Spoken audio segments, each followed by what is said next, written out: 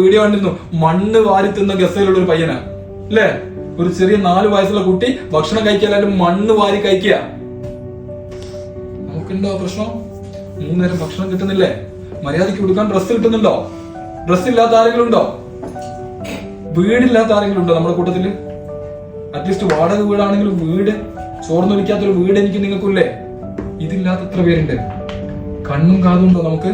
മര്യാദയ്ക്ക് എന്നെ കേൾക്കാൻ നിങ്ങൾക്ക് പറ്റുന്നില്ലേ? കാണാൻ പറ്റുന്നില്ലേ? ശ്വസിക്കാൻ പറ്റുന്നില്ലേ? മര്യാദയ്ക്ക് ശ്വസിക്കാൻ പറ്റാത്ത എത്ര പേര് ലോകത്തുണ്ട്? നിവർന്ന് നിൽക്കാൻ പറ്റാത്ത എത്ര പേരുണ്ട്? നട്ടലിൽ ക്ഷതം പറ്റിക്കൊണ്ട് വർഷങ്ങളായിട്ട് കെട്ടപ്പിലായി കിടക്കുന്ന എത്ര പേരുണ്ട്? ആ ചുമര് മാത്രം മേൽക്കൂര വർഷങ്ങളായിട്ട് ആ മേൽക്കൂര മാത്രം കണ്ടുകൊണ്ടിരിക്കുന്ന എത്ര പേര് നമ്മുടെ ചുറ്റുമുണ്ട്? എന്നാലും നമ്മൾ പറയും നമുക്കൊരു ഭാഗ്യമില്ല പഠിച്ചോനെ, എന്റെ ജീവിതം മാത്രം എന്താ ഇങ്ങനെ. ലാ ഇൻ ശക്രത്തും ലാ അസീദന്നക്കും. നിങ്ങൾക്ക് നന്ദി ഉണ്ടാവുക, നിങ്ങൾക്ക് ഞാൻ തന്നുകൊണ്ടേയിരിക്കും.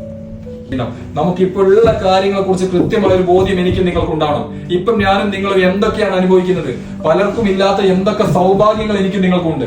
നമ്മൾക്ക് ജീവിതത്തിൽ എത്രയോ ഭാഗ്യം ചെയ്തവരാണ്. അൽഹംദുലില്ലാഹ്. എത്ര പ്രാവശ്യം ശുക്ർ പറഞ്ഞാലും മതിയാവില്ല, എത്ര പ്രാവശ്യം നന്ദി പറഞ്ഞാലും മതിയാവില്ല. എന്നാലും നമുക്ക് പരാതിയാണ് അല്ലെ? ആ പരാതികൾ അവസാനിപ്പിക്കാൻ വേണ്ടി നിങ്ങൾ നോക്കുക.